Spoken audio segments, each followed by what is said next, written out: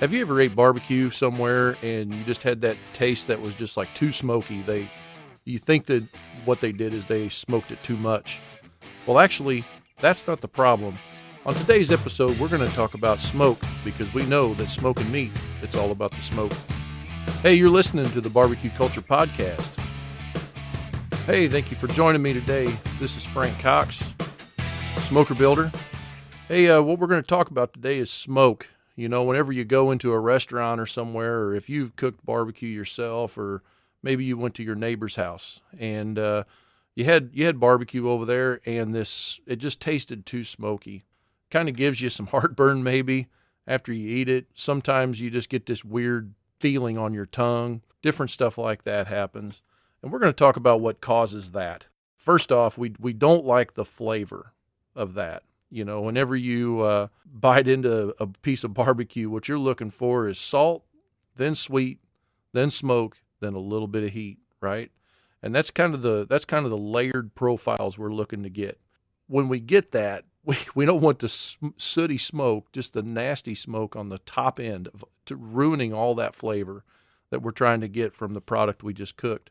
What we're going to talk about then, the first round, is pellets. Now, you know, we got some people like pellet grills, some people hate them, you know, but it's easy for, you know, beginners to get in and cook with a pellet smoker. You can just run out there, pour a bag of pellets in the hopper, turn this thing to start, cook it, let it roll, right? Well, there are some issues with that you can get something, you know, even though it's controlled electronically and we've got a computer telling it how many pellets to put it in and how fast to run and all that stuff. And you do normally see like a thin blue smoke coming from that, from a pellet cooker like that. But what you can run into is if you don't clean that cooker right, you'll actually get like a carbonized flavor that can produce that soot. Usually that's built up like over a plate that's over the top of the burner. The first thing we want to make sure of with pellets is we want to have a good clean cooker, and that goes to say with any cooker type. Now, on pellets, the thing is we're not going to get a lot of smoke penetration. That's one of the downsides to that. Now, it's basically so refined, the pellets are, that they've removed all the important characteristics of the raw wood. When we burn a fire, we wind up with a nice thin blue smoke. It smells great, but the thing is there's just not a lot of penetration from that smoke into the flavor of the meat. So you'll probably run into that. When we move on to like charcoal, for instance, charcoal, it can burn with a little bit of air. It doesn't need a lot of air. You know, we got to choke off the amount of air coming into the coal bed for the fire, and in order to control this. Now with charcoal, if you do choke it off too low, it's just going to put the fire out. You're not going to get soot from just plain charcoal because it's been ultra refined. Like we've removed everything from the wood and left it with just a carbonized matter left over from the kiln process. So with charcoal, you're always wanting to add something to it to give some smoke, let's say. Now, you got to be careful here because if you add wood chips, for instance, that's okay. They'll burn up pretty fast and you'll have to add more. But if you add too big of a chunk of wood into your charcoal basket or whatever your charcoal's burning in the firebox, let's say, then you're going to wind up, if you don't have enough air going to it, you're going to end up with white smoke. And we're going to talk about white smoke here in a minute. But that's where the soot comes from, that sooty, smoky, oversmoked taste. What we want to do then is use like really small pieces of wood. Usually I try to burn them like a fuse, long, skinny pieces of wood. And I try to light one end of the charcoal and let it burn through, you know. You're going to get more of a grilled kind of a smoke taste, and that's good. I don't dislike it. There's a lot of contests won with that flavor of smoke also off these ugly drums. You know, but you're not going to get like this hickory wood smoke, even if you use hickory infused briquettes and stuff like that. You're not going to get this deep wood flavored smoke penetration into your meat. Unless you have, like I said, added wood to the charcoal basket, then you'll get some. But So when we talk about wood itself in its purest form, this is where the real smoke flavor is going to come from when we're cooking food. What we want to do is we want to use like a good quality wood. And if you're new to cooking barbecue, start with like, hickory, oak, the things that are easiest to come by. Don't go out and buy some exotic wood and try to cook with like, mesquite or cherry or something like that. I mean, unless it's local to you, but, try to ease the learning curve with the readily available North American hardwood like hickory or oak. And what you're going to do is use, splits. I find it really difficult to control my cooker using like wood that's not split. Like if you call the wood guy and he brings you a load of wood, he's thinking firewood. And when he brings it to you, you're going to have a bunch of stuff mixed in there that's like limbs that might be up to 4 inches in diameter with bark all around it. Now that will burn, but you got to have a way better coal bed, and it's going to take some time for that wood to fully combust. I prefer only to cook with splits. Bark on or bark off doesn't matter to me, but there's a lot of people out there that prefer not to have any bark on the wood splits when they're cooking them. So you can remove that if you want. I've never found any poor taste because of that. It's more or less just a preference thing. And then sometimes you might get into some wood that's had like, some wormholes or something in it, or some bugs or something like that. It's unavoidable. You're going to get into that situation. I try not to buy wood if it's got that in it, simply because I don't want a whole lot of just weird bugs around my house, where I store the wood and stuff like that. But as far as like affecting the cook and the flavor of the food, I've never really found that to be a problem. Anyway, with wood, like hickory splits, I like to start off with a split that's about 4 inches. If you take a log that's like 8 to 16 inches and you split it up into 4 to 6 pieces or so, you'll have a really nice size split. And that's going to give you the best flavor. You can also get that split cut into whatever length that you want. If you're going to cut it yourself, cut it to fit your firebox. If not, you might have to buy wood and then cut them shorter to fit if you got a smaller pit. But the thing to remember is that we want to buy wood that is either green or has been sitting for a couple of months. We really don't want it to be like a year old when we buy it. The reason for that is because that wood is going to be seasoning the entire time it's sitting there, and it's going to be drying out. The longer that wood sits there and dries out, the hotter it's going to burn, the less flavor there's going to be in it, things like that.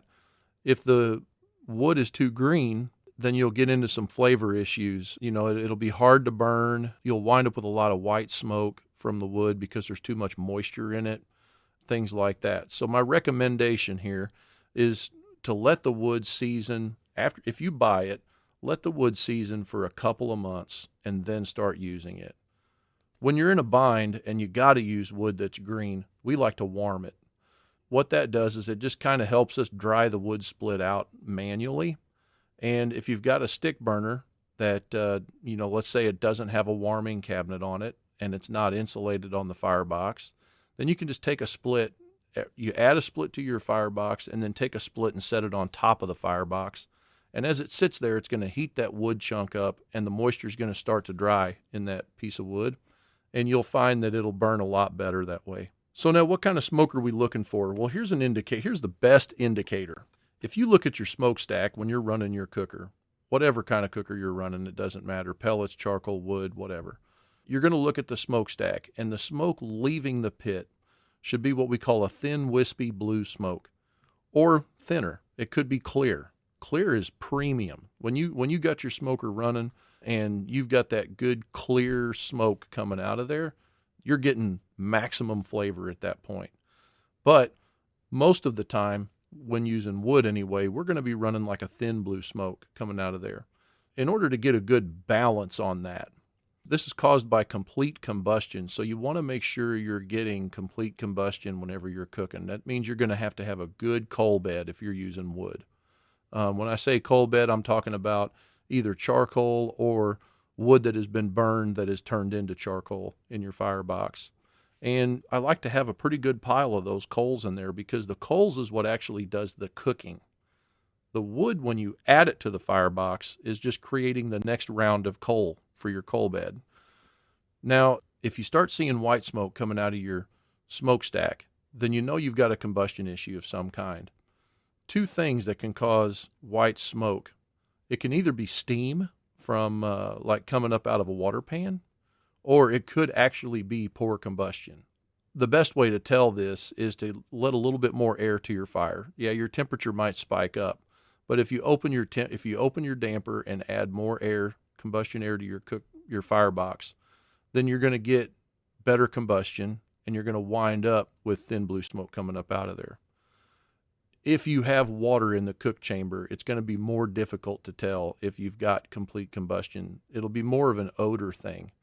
You can really tell the difference between, poor combustion and, the smell from the smoke when it's poor combustion or if it's clean combustion, just simply by the odor of the smoke. Now, one other thing that can cause white smoke is going to be if your cooker is dirty. You'll get like a carbonized grease kind of buildup on places like your baffle plate. We see this all the time on ugly drums. People don't clean their ugly drums, and they fire it up and they put a brand new load of charcoal underneath of that baffle plate. It just burns and carbonizes and just reeks this white smoke up into the meat, and they get a bad flavor from that.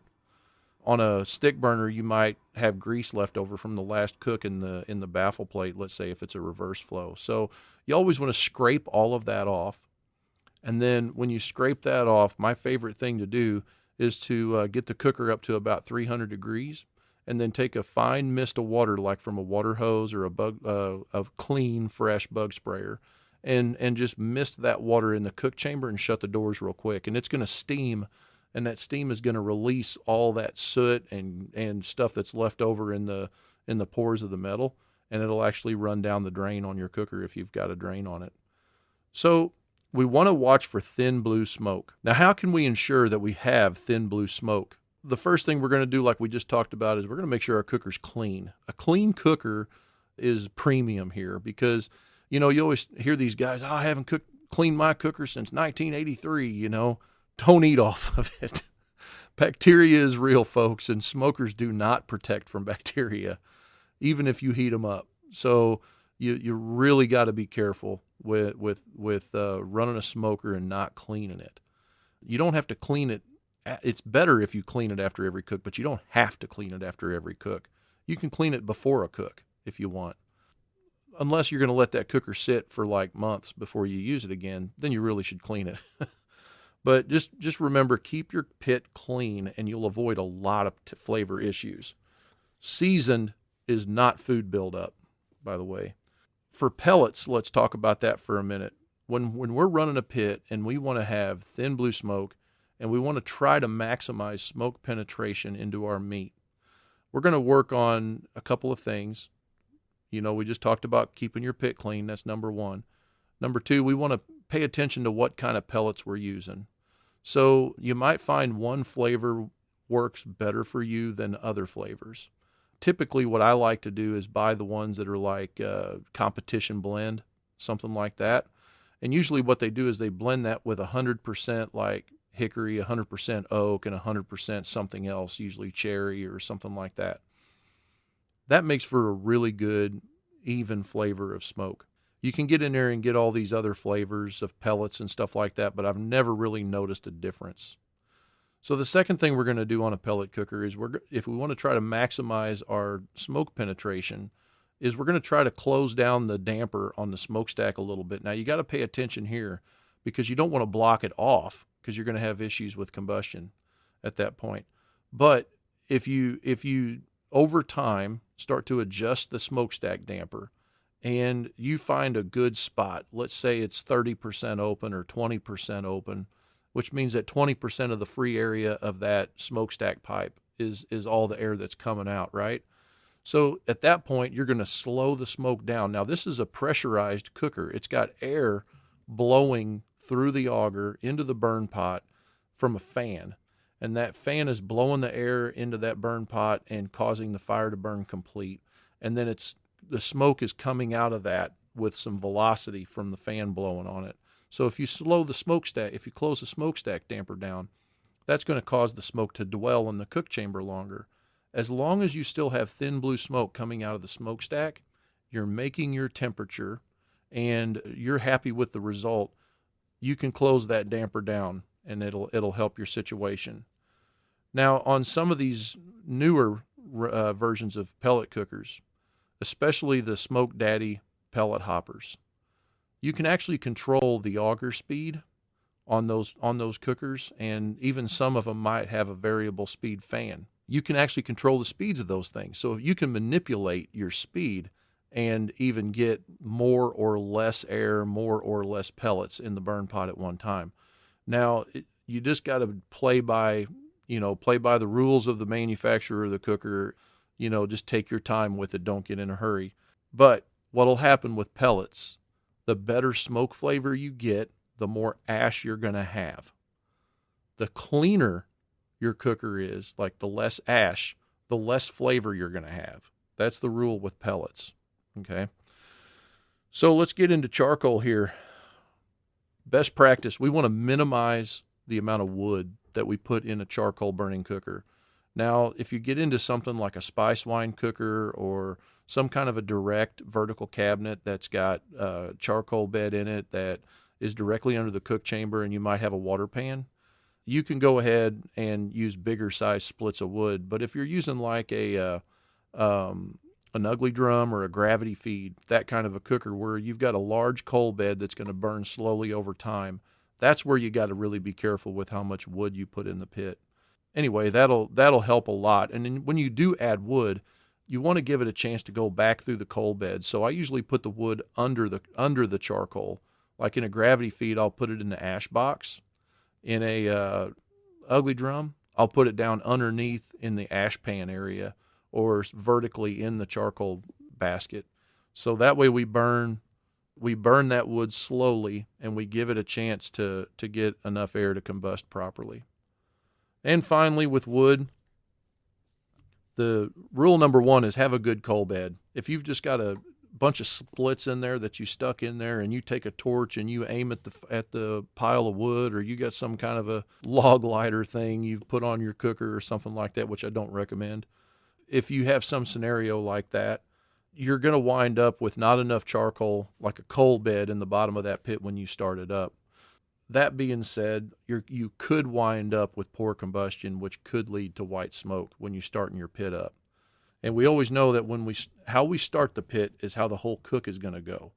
So if you start with charcoal in a charcoal chimney and light it and get it, like I always say, salt and pepper colored, dump it on your log rack, then put your wood on top of it, you'll have a lot better success with getting thin blue smoke right out the gate with your cooker, and your cook will be happy at that point. Thing number 2 about wood is watch for the seasoning of the wood. We want to make sure that, it's not like a year or 2 years old when we buy it, because the longer it sits, the drier it gets, and you can actually wind up with black smoke coming off of that wood because it's just rip-roaring hot in there. And it could be hard to control. So if it's a couple of months old when you buy it, you'll have a lot better success. Start with common woods like hickory and oak when you cook for the first time on a new pit and you're learning the rhythm of how to cook on it. And then third of all, we want to make sure that it doesn't have any rot. That's something I've not really touched on much. When you cut down a tree and this tree was dead, right? Let's say the tree was standing dead for a month or two. What'll happen is you'll see this ring about 1/2 of an inch to an inch thick all the way around the perimeter of that wood when you cut it off the tree. That's started to get bugs and moisture and stuff into it, which has caused it to start rotting and decaying on the outside of the actual wood, not the bark, the wood. And so that always is just loaded with moisture in that spot. If you get wood that's like that, my recommendation is that you split that wood, and then if you can't find anything else, take the time to somehow cut that rotted, spongy, wet wood off of there. Or just don't buy that wood in the first place. Wood quality can lead to a good or a bad cook with soot. Hey, so that's it for this episode. I hope it helped out. If you don't mind, hit the old bell there or the subscribe button or whatever you're seeing. Give us a rating. There's usually some stars that are all wrote up there at the bottom. We really appreciate it. Let us know how you feel about the show. Go to ask.thebbqculture.net, and there's just a little question there. It just says, what do you struggle with? And in that field, you can tell me stuff you're struggling with that you want us to talk about on the show. But you can also tell us whether you like the show or not. So anyway, thanks for listening. We'll see you next time.